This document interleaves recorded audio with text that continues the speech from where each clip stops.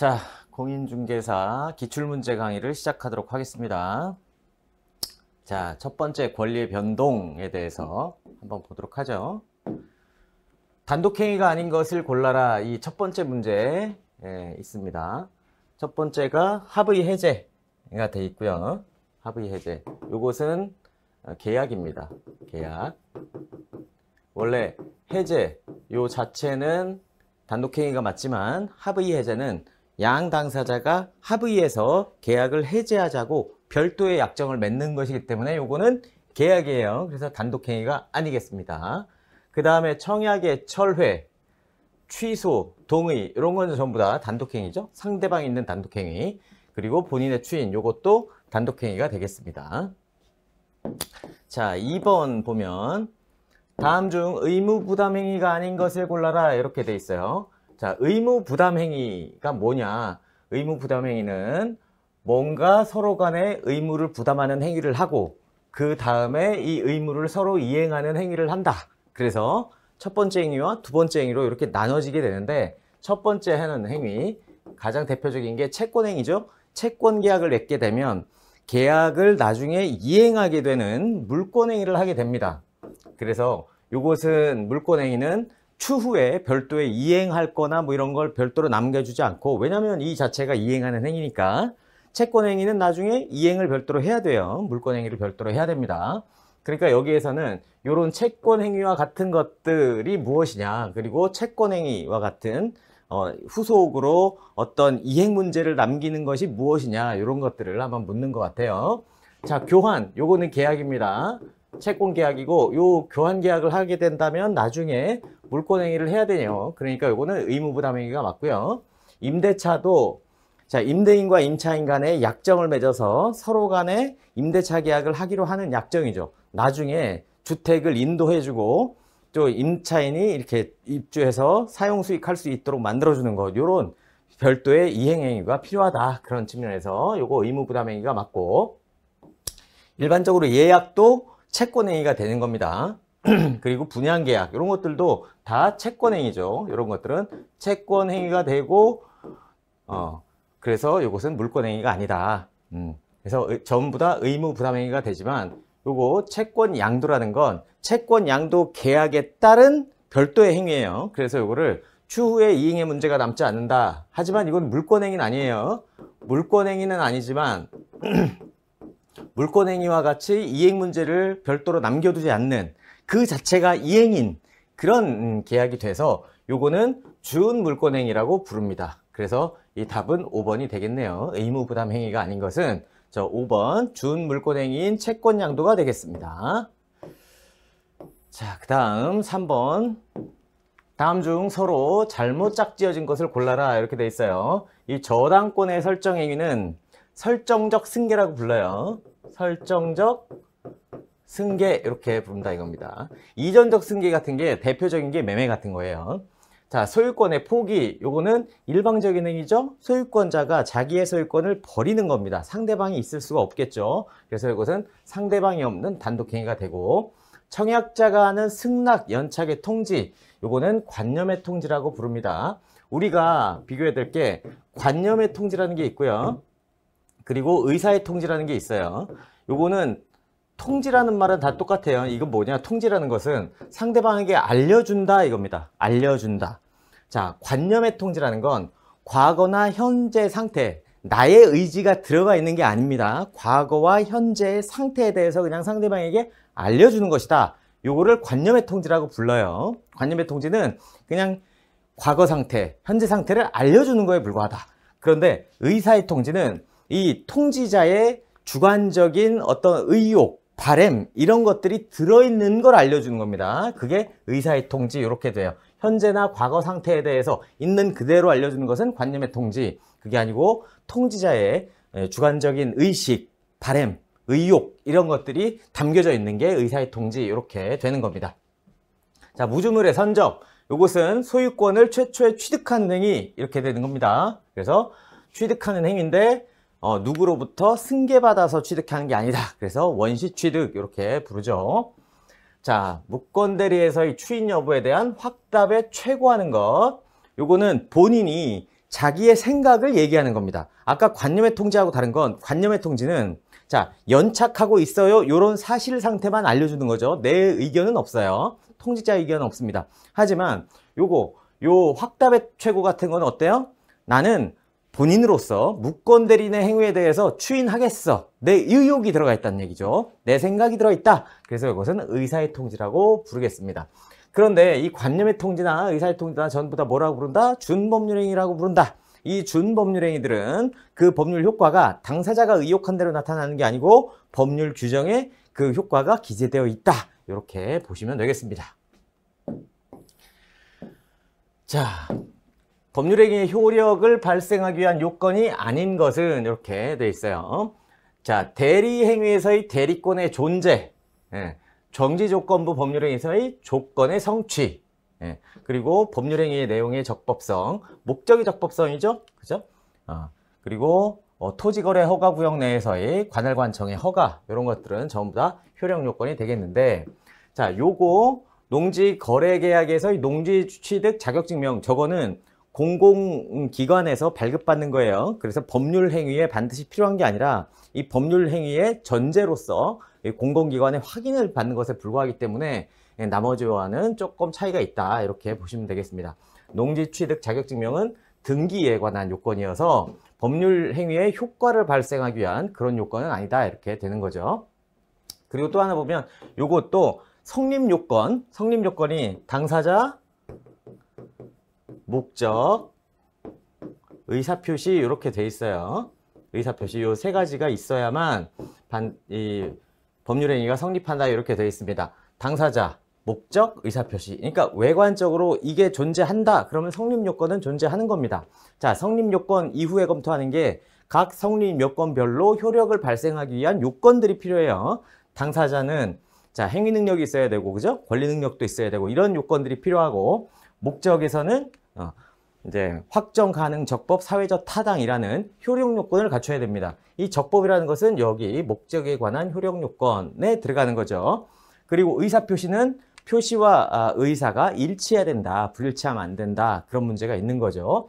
그래서 그런 것들이 효력 요건이 되는 거고, 이렇게 표시와 의사가 일치해야 된다. 뭐 이런 것들은 일반적 효력 요건 이렇게 부르는 거고, 대리권의 존재랄지 조건의 성취랄지 이런 것들은 특별 효력 요건이라고 부릅니다. 어쨌든 간에 효력을 발생하기 위한 추가적인 요건이다. 이 정도로 보시면 되겠어요.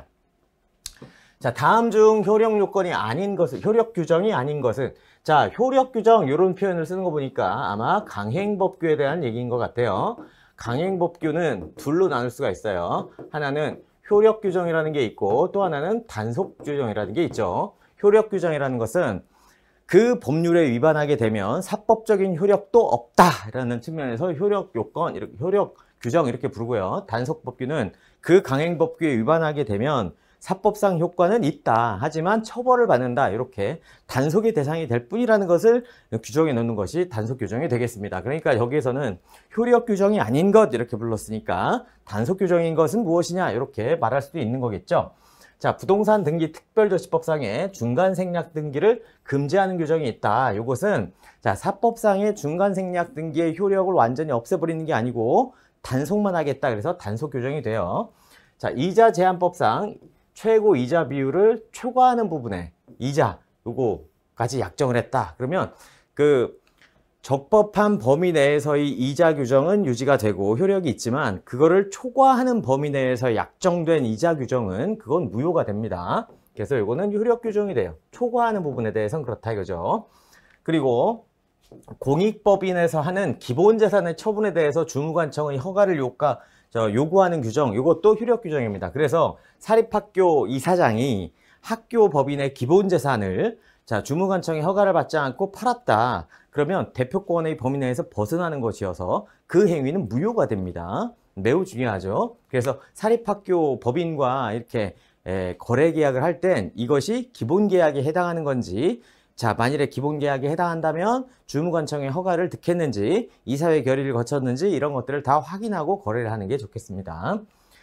자, 부동산 실권리자 명의 등기에 관한 법률상 명의신탁 약정에 기초한 물권 변동, 이거는 무효라고 딱 써놓고 있습니다. 그죠? 그래서 부동산 실권리자 명의 등기에 관한 법률에 따라서 명의신탁은 무효고, 자, 무효인 명의신탁에 따라 이렇게 이전된, 그죠? 물권 변동도 무효라고 이렇게 규정하고 있습니다. 자, 국토 계획 및 이용에 관한 법률상에, 자, 토지거래 허가구역 내에 이렇게 토지거래 허가를 받도록 해놨다. 이 토지거래를 잠탈하는 목적으로 이렇게, 그죠? 중간생략 등기를 한다거나 이러면은 그거는 또 무효가 돼요. 이렇게. 토지거래 허가구역 내에서의 중간생략 등기는 요건 무효가 됩니다. 그래서 여기에서 효력 규정은 이렇게 2번부터 5번까지가 되고, 자, 단속 규정은 1번이 되겠습니다. 자, 법률행위의 효력에 관한 설명으로 틀린 것. 자, 무효행위 전환에 관한 규정은 불공정한 법률행위에 적용될 수가 있다. 요거는 맞는 얘기가 돼요.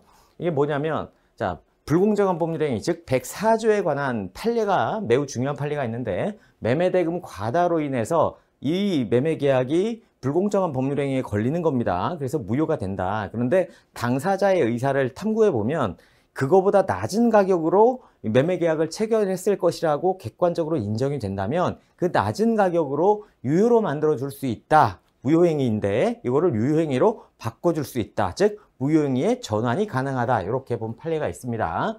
자, 경매에서는 불공정한 법률행위에 관한 규정은 적용되지 않죠. 이것도 맞습니다.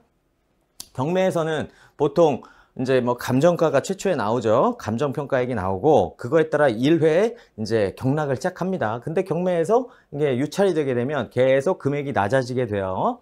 20%씩 낮아지게 되는데 뭐 예컨대 1억짜리 감정가인데 2천만 원에 낙찰됐다 하더라도 이게 불공정한 법률행위가 되지는 않습니다. 자, 강제집행을 면할 목적으로 허위의 근저당권을 설정하는 행위. 자, 요게 면할 목적으로 뭔가 불법적인 목적이 있는 거죠. 그래서 허위의 근저당을 했다. 이거를 통정허위 표시라고 부릅니다. 그죠? 통정허위 표시는 요거는 무효예요. 통정허위 표시는 무효다. 그러나 이것이 반사회적 법률행위의 무효는 아닙니다. 반사회적 법률행위는 아니다. 그러니까 당사자가 서로 짜고 이렇게 부동산 물권 변동을 일으켰다. 통정허위 표시다. 통정허위 표시는 무효죠. 하지만 그게 반사회 질서 위반은 아닙니다. 그래서 이것은 요게 틀린 거예요. 무효라는 게 틀린 게 아니라 반사회 질서 위반이라는 거, 저 부분이 틀린 것이다 이거죠. 상대방에게 표시되거나 알려진 법률행위의 동기가 반사회적인 경우에 요거는 동기에 알려진 동기가 불법적일 때 이거죠. 그러니까 동기의 불법일 때 이것을 103조 위반으로 할 수 있느냐 이 문제입니다. 자, 동기의 불법이 외부로 알려지지 않고 그냥 표의자 마음속에만 있다 그러면 그 불법을 상대방은 알 수가 없어요. 그러니까 103조 위반이 될 수가 없고, 다만 그 동기의 불법이 상대방한테 알려진 경우, 그런 경우에는 이 거래 행위를 무효로 만들 수 있겠습니다. 그래서 여기에서 보면은 알려진 이렇게 돼 있잖아요. 그래서 상대방도 알았다는 얘기죠. 그렇게 되면 그 거래 행위는 반사회적인 것으로서 무효가 되겠습니다. 예를 들자면 살인을 계획하고 있는 사람이 슈퍼마켓에서 칼을 한 자루 샀다. 근데 칼을 살 때 어떤 뭐 징표도 없었다. 뭐 외부에 뭐 발설하거나 그런 적도 없었다. 자연스러운 행위였다. 그러면 이 칼에 대한 매매 행위를 무효로 만들 수는 없죠. 설사 나중에 이게 살인의 도구로 쓰였다 하더라도 그렇습니다. 하지만 이걸 구입할 때 내가 이걸 구입해서 사람을 죽일 것이다. 그러면 상대방에게 알려진 경우가 되겠고 이 매매는 거절할 수 있고 이 매매 계약은 무효로 만들 수 있다. 이런 얘기가 되겠고요. 소송에서 증언할 것을 조건으로 통상 인용되는 수준을 넘는 대가를 지급하기로 하는 약정은 무효가 됩니다. 그러니까 증언을 하게 되면 이제 법원에 보면 실무제휴에 보면 그 여비를 지급하게 돼 있어요. 증인에 대해서. 이거는 예컨대 재판이 이루어지는 곳과 이 증인이 출석해야 되는데 이동거리 이런 것들을 산정해서 금액을 지불하게 됩니다. 근데 그것 가지고도 좀 부족할 수 있어요. 예를 들자면 서울에서 오전 10시에 재판이 있다. 그런데 이 사람이 자 증인이 거주하는 데는 예컨대 뭐 완도, 진도 이런 데다 굉장히 멀다 그러면 그 전날 와서 숙식을 하고 이렇게 재판에 출석할 수도 있겠죠. 근데 그 여비는 제대로 지급하지 않는다. 그럴 때 예컨대 증인을 신청한 사람이 이렇게 숙박비 정도는 내줄 수도 있다 이거죠. 민사재판에서. 자, 그럴 경우에 그럴 경우에 이게 사회상규에서 허용되는 범위 내에 뭐 이 정도 자기가 원해서 증인으로 부르는데 그 정도의 여비는 줄 수 있다. 사회통념에 어긋나지 않다. 그러면 이거는 합법적인 거예요. 하지만 그 합법적인 서준을 넘어서 마치 증인을 매수하는 것과 유사한 형태로 이렇게 여비를 지급하게 되면 그것은 무효가 됩니다. 무효가 되고 그런 경우에 자칫하면은 위증의 문제도 발생할 수 있고 여러 가지 곤란한 문제가 발생할 수 있겠죠. 자, 반사회 질서 행위로서 무효라고 볼 수 없는 것을 모두 골라라 이렇게 돼 있어요. 모두 골라라. 모두 골라라니까 하나가 아닐 수도 있다는 거죠. 자, 범죄 행위로 인해서 범죄 행위로 조성된 비자금을 소극적으로 은닉하기로 하여 임치하는 것. 요게 이제 노태우 전 대통령의 비자금을 그죠? 이렇게 임치하고 있었던 행위. 요게 임치하는 행위 자체가 반사회적인 것이고 그런 것이냐에 대해서 그거는 좀 아니다. 임치하는 행위 자체가 그 반사회 질서 위반이라고 볼 수는 없다 이렇게 보는 거예요. 이게 문제됐던 이유는 뭐냐면 자 제가 정확히 기억은 안 나는데 아마 사돈이나 뭐 이렇게 됐던 것 같아요. 노태우 대통령이 불법적으로 비자금을 이렇게 조성을 해서 이거를 자기 이제 친척들한테 맡긴 거예요. 자, 이럴 때 요거를 나중에 돌려달라고 했습니다. 노태우 대통령 쪽에서 이거 돌려달라고 했어요. 그랬더니 이쪽에서 거절하는 겁니다. 이거 내 거다 이런 식으로 주장한 거죠. 이게 왜 문제가 됐겠어요? 만일에 이 노태우 대통령이 만들었던 비자금을 임치하는 행위 자체가 103조 위반이다 이렇게 돼버리면 이거는 돌려달라고 못해요. 소유권이 어떻게 돼요? 이건 준 행위가 불법원인 급여이기 때문에 반환 청구권이 박탈이 됩니다. 노태우 대통령 쪽 입장에서는. 그래서 상대방은 그걸 주장했어요. 돈이 꽤 컸기 때문에 이거 나한테 임치 맡긴 요 행위는 반사회적인 법률 행위다. 그러니까 이 임치 맡긴 행위 요거는 법률적으로 무효고 자 그런데 문제는 뭐예요? 이 103조 위반일 때는 자 746조에 걸려가지고 반환 청구를 못한다. 그러니까 반사적으로 내 소유다. 이렇게 주장했었는데 대법원에서는 요 준행위, 요 불법적으로 조성된 비자금을 이렇게 임치한 행위 자체가 103조 위반이 아니다. 그럼 뭐예요? 노태우 대통령의 소유권이 있는 겁니다. 그러니까 반환 청구권을 행사할 수 있고 그 돈을 회수해 올 수 있다. 자, 회수해 오면 국가가 요거를 추징하거나 이렇게 하겠다는 얘기였어요. 그래서 조 행위가 무효가 아니다. 이렇게 나왔던 겁니다. 자, 피상속인이 제3자에게 토지를 매각한 사실을 알고 있는 자가 자, 피상속인이 제3자에게 토지를 매각한 사실을 알아요. 근데 그 사정을 모르는 상속인을 적극 기망해서 그 토지를 자신이 매수한 행위 여기에서 보면 중요한 게 적극 기망이다 이렇게 되어 있어요. 이게 이중매매처럼 돼버린 거죠. 그쵸? 아버지 살아 생전에 누구한테 팔았습니다. 계약서 다 치부하고 이렇게 했어요. 근데 아버지가 아직 계약을 완결짓지 못하고 돌아가신 겁니다. 그래서 상속인이 이거를 이제 계약을 마무리를 지어야 되는 겁니다. 그런데 아들 입장에서는 아버지가 이 집을 팔았다는 걸 모르고 있었어요. 그렇죠? 근데 그 제3자가 아들을 꿰는 거죠. 그죠? 이 집을 내가 비싸게 쳐줄 테니까 나가 팔아라. 그래가지고 이 아들 입장에서는 몰랐으니까 이렇게 팔았던 겁니다. 이게 적극기망이에요. 적극기망. 그냥 요런 행위 자신이 매수한 것 이렇게 돼 있고요. 자, 강제집행을 면할 목적으로 부동산에 허위의 근저당권을 설정하는 것. 요거 강제집행을 면할 목적으로 요거 통정허위 표시죠. 통정허위 표시. 허위 표시. 자, 통정허위 표시가 무효이긴 합니다. 무효이긴 하지만 103조 위반은 아니에요. 103조 위반은 아니다. 이렇게 되어 있고요. 양도소득세를 회피할 목적으로 실제 거래대금보다 낮은 금액으로 계약서를 작성해서 매매계약을 체결한 행위 이렇게 되어 있습니다. 요거 양도소득세 회피 목적 그죠? 그래서 이 다운 계약서를 작성하는 것 요게 103조 위반이냐? 요건 103조 위반은 아니에요.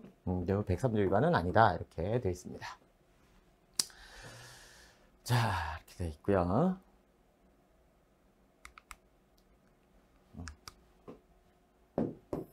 자, 그 다음에 4번입니다. 자, 반사회 질서로서 무효가 아닌 것은 무효가 아닌 것. 자, 어떤 일이 있어도 이혼하지 않기로 하는 약정. 뭐 이혼하지 않기로 하는 약정, 이거는 맺을 수 있지만 여기에서 뭐예요? 어떤 일이 있어도 이렇게 되어 있습니다. 사실 이혼하지 않기로 하는 약정, 저 약정도 무효인데 어떤 일이 있어도 이혼하지 않기로 하는 약정, 저렇게 약정을 해버리면 저건 당연히 무효겠죠. 왜냐하면 신분관계를 영구히 구속되는 거예요. 영구히 구속하는 약정, 저런 것들은 무효가 되겠습니다. 요거는 무효다. 자, 불륜관계의 종료를 해제 조건으로 해서 내연녀에게 한 증여. 자, 불륜관계, 요거는 사회적으로 인정되지 않는 관계다. 그래서 저 불륜관계 유지를 전제하면서 뭐 주기로 한 증여계약 이런 것들은 전부 다 무효가 되는 겁니다. 자, 불륜관계가 끝나는 걸 해제 조건으로 해서, 그러니까 지금 불륜관계가 유지될 때 집을 증여해 주는 거죠. 근데 너하고 내가 불륜관계가 끝나면 이 집을 돌려줘라. 이렇게 주는 게 불륜관계 종료를 해제 조건으로 주는 겁니다. 지금 주긴 주는 건데 나중에 끝나면 이 명의도 다시 나한테 돌려줘라. 이런 얘기입니다. 어쨌든 지금 주는 것 자체는 뭐예요? 불륜관계가 유지되고 있으니까 유지되는 걸 전제로 주는 거죠. 그래서 이거는 무효가 되는 거예요. 수정자가 부동산 매도인의 배임행위에 적극 가담하여 체결한 증여계약, 여기에 배임행위에 적극 가담했다 이렇게 돼 있죠. 이것도 103조 위반으로서 무효가 됩니다. 이중매매. 자, 이중매매의 법리가 준용되는, 유추 적용되는 그런 경우가 되겠죠. 자, 관계 당사자 전원의 합의로 이루어진 중간 생략 등기. 자, 요것은 유효가 돼요. 그죠? 유효가 되는 거고, 다만 처벌은 될 수 있어요.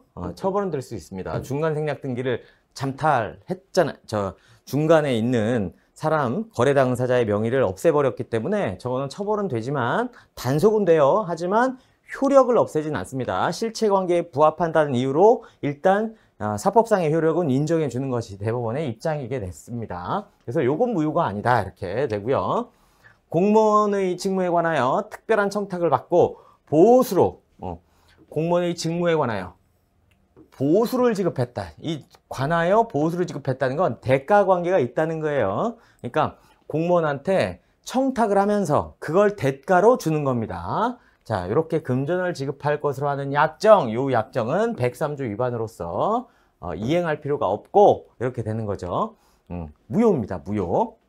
그래서 여기에서 무효가 아닌 것은 4번이 되겠습니다. 4번. 자, 반사회 질서 행위에 해당해서 무효가 되는 것을 골라라. 자, 성립 과정에서 강박이라는 불법적인 방법이 사용된 데 불과한 법률 행위는 요거는 무효는 아니에요. 그죠? 그래서 이 강박으로 인한 의사표시다.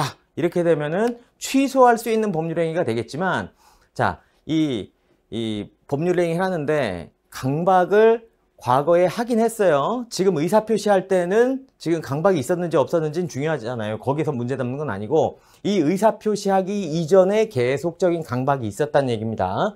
그러면 이게 이 강박이 이 표의자의 의사결정의 자유를 완전히 박탈할 정도가 되면 그건 무효가 됩니다. 의사표시가. 하지만 그 정도가 아니고 의사결정의 자유를 저해하는 정도에 불과하다. 그러면 이 강박으로 인한 의사표시는 그냥 취소할 수 있는 법률행위가 되고 103조 위반은 되지 않는다. 이 정도 알고 계시면 되겠습니다. 이건 무효가 되는 건 아니에요.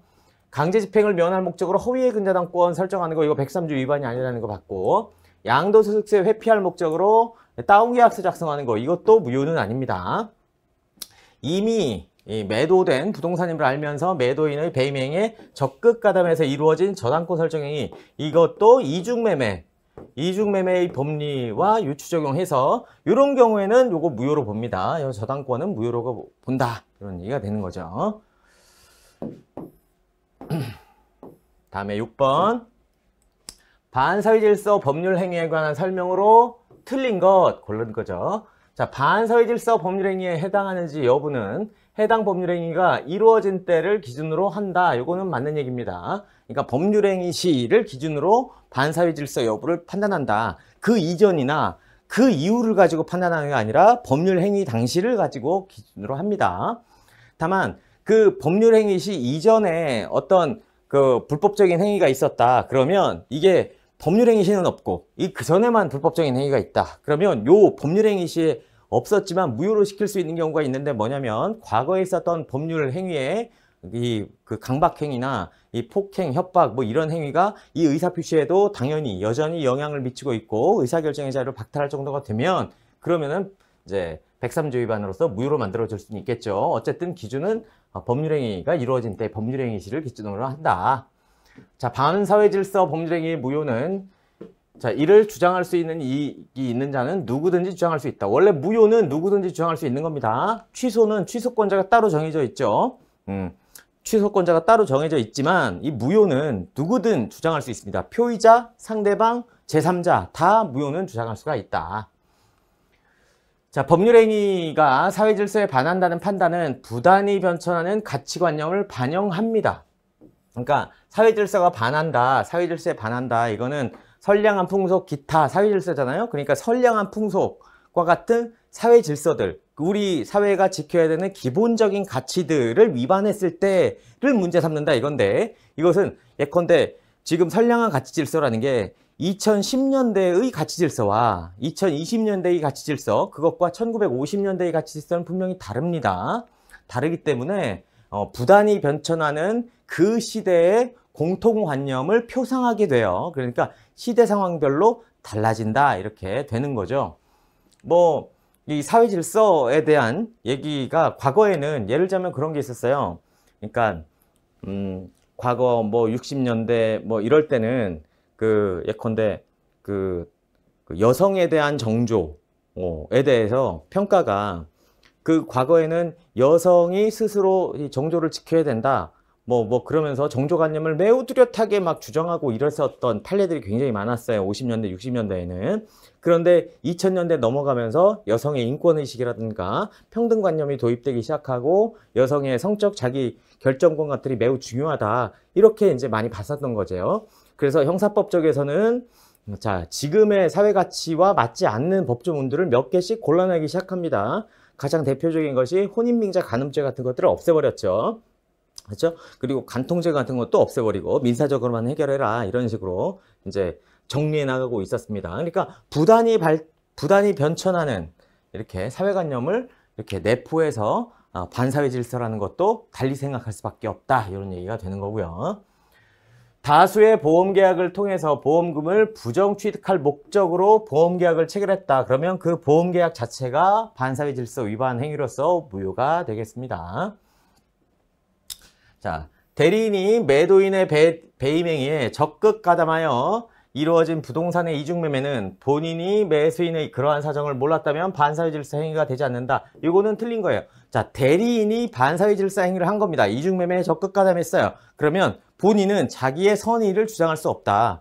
자, 왜냐면 본인을 대신해서 의사표시하고 수령하는 사람이 대리인이죠. 이 대리에 대해서는 대리인 표준설이 있으니까 본인은 법률 효과만 받는 사람이다 이런 얘기죠. 그랬을 때 자기의 수족과 다름없는 대리인이 불법행위를 했으면 그 불법행위에 대해서 본인은 책임을 지는 것입니다. 그 부지를 알지 못했다라는 것을 주장해서 선의자로 포함시켜달라고 말하지 못하겠습니다. 그래서 되지 않는다. 이게 틀린 겁니다. 그죠? 이렇게 틀려서 6번에는 5번이 답이 되겠습니다. 자, 갑이 자신의 부동산을 을에게 매도했는데 그 사실을 잘 아는 병이 갑의 배임행위에 적극 가담해서 부동산을 매수해서 소유권 이전 등기를 받았다 이런 얘기죠. 이거는 전형적인 이중매매 문제를 내는 것 같아요.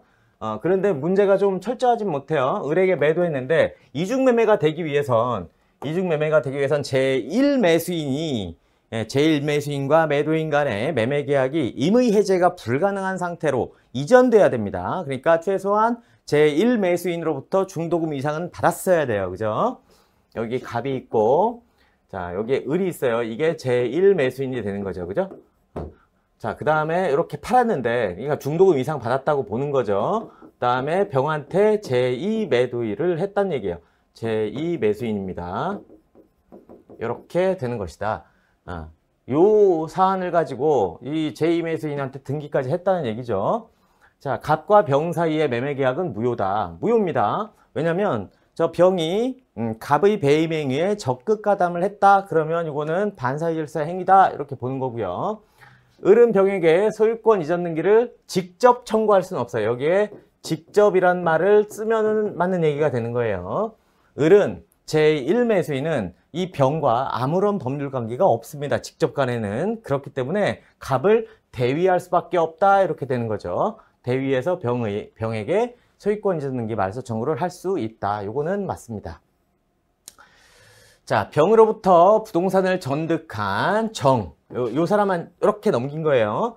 전득한 정이 선이다. 즉, 요 둘 간에 있었던 이중매매, 요 무효 사실을 요 사람은 몰랐다는 겁니다. 그렇기 때문에 선이 이렇게 표현하는 거죠. 그런데 갑과 병 간의 제2 매매 계약이 반사회 질서로서 무효라면, 그죠? 반사회 질서로서 무효라면 그것은 이 정에게도 영향을 미쳐서 저 정은 아무리 자기가 선이라 하더라도 보호받지 못한다 이런 얘기가 돼요. 그래서 소유권을 취득한다. 이거 틀렸습니다. 소유권 취득이 안 돼요. 선의의 제3자에게도 대항할 수 있습니다. 저 103조 위반의 무효는 선의의 제3자에게도 대항할 수 있다. 이거 매우 중요한 거죠. 자, 을은 갑, 병 사이에 매매계약에 대해서 채권자 취소권을 행사할 수 없습니다. 이게 통정허위 표시하고 달라요. 통정허위 표시는 자, 매도인의 채권자가 저 매도인이 매수인에게 요 팔았던 요 통정허위 표시를 취소시킬 수 있는 법률상 이익이 있습니다. 통정허위 표시에서는. 그런데 요 103조 위반에서는 없어요. 채권자 취소권을 행사할 수가 없다 이렇게 되어 있습니다. 왜? 저 법률행위는 103조니까 무효예요. 103조로서 무효다. 그러니까 존재하지 않는 걸 취소할 수도 없다 이런 얘기입니다. 그래서 취소권을 행사할 수 없다 이렇게 되어 있습니다. 여기 옆에다가 뭘 적어 놓냐면 통정허위 표시. 통정허위 표시의 무효는 통정허위 표시 무효. 요거는 선의의 제3자에게 대항하지 못하고 또 채권자 취소권에 대상이 될 수 있다. 이거를 알고 계시면 되겠습니다. 자, 그 다음에 8번. 자, 갑은 자신의 X부동산을 을에게 매도하고 계약금과 중도금을 지급받았다. 문제가 이렇게 돼야 돼요. 을 제1매수인으로부터 계약금과 중도금을 이미 받았다. 중도금을 받았기 때문에 더 이상 갑이 임의 해제할 수 없는 상태가 되었다. 이런 얘기입니다. 그 후 병이 갑의 배임행위에 적극 가담하여 요 배임행위라고 써 있는 건 자, 중도금 이상을 받아가지고 갑은 대법원 입장에서는 그런 거예요. 중도금을 을로부터 받았기 때문에 갑의 입장에서는 요 등기를 이전해 줄 타인의 사물을 처리한다 이렇게 해석하고 있습니다. 그러니까 배임죄라는 건 타인의 사물을 처리하는 자가 그 임무에 위반하는 행위거든요. 그러니까 이 등기를 넘겨주는 행위 이게 타인의 업무라고 보는 겁니다. 중도금 이상을 받았기 때문에 대법원의 입장은 그렇게 봐요. 물론 반대 의견도 있어요. 아니 등기를 넘겨주는 의무는 매도인의 의무지 매수인이 등기를 가져가는 것을 보조해 주거나 그 업무를 자기가 위임받은 건 아니잖아요. 매도인 입장에선. 그래서 반대하는 견해도 있긴 합니다. 어쨌든 배임죄라고 봅니다. 저 중도금까지 받은 상태에서 딴 데 팔아버리면 배임죄다. 자, 그런데 여기에서 자, 병이 갑의 배임행위에 적극 가담해서 소유권 이전 등기를 자기가 가져왔다는 거예요. 이게 전형적인 이중매매가 되는 거죠. 전형적인 이중매매. 제1매수인, 제2매수인 이렇게 되는 겁니다. 자, 을은 제1매수인은 병에게 소유권 이전 등기를 자, 이렇게 직접 청구할 수는 없다. 맞는 얘기입니다. 직접은 안 돼요. 대위할 수 있을 뿐이에요. 자, 을은 병에 대하여 불법 행위를 이유로 손해배상을 청구할 수도 있습니다. 왜냐면 이 둘은 뭐가 돼요? 배임죄의 공동정범이 되는 거예요. 그러니까 불법 행위자란 말이죠. 그러니까 저 을은 갑에 대해서 손해배상 청구할 수 있고 또 병에 대해서도 손해배상을 청구할 수가 있다. 자, 갑은 계약금의 배액을 상환하고 을과 체결한 매매계약을 해지할 수는 없죠. 왜? 중도금 이상을 받았어요. 중도금을 자, 을로부터 받았기 때문에 임의 해제가 안 되는 기점이 지난 겁니다. 그래서 안 되고 자, 병 명의의 등기는 갑이 추인하더라도 유효가 될 수 없어요. 자, 103조 위반 행위는 추인도 안 됩니다. 그죠? 103조 위반 행위는 추인이 안 된다. 그죠? 104조 위반 행위도 추인이 안 된다. 이렇게 돼 있습니다. 하지만 자, 104조 행위는 추인은 안 되지만 전환은 됩니다. 자, 만약 선의의 정의 X 부동산을 병으로부터 매수해서 이전 등기를 받은 경우에 이건 제3자잖아요. 이렇게 저 제3자는 갑과 병의 매매 계약의 유효를 주장할 수 있다. 주장 못합니다. 정은 선의자라 하더라도 보호받지 못한다. 이렇게 되어 있어요. 이렇게 8번까지 받고 잠깐 휴식했다가 9번부터 보도록 하겠습니다.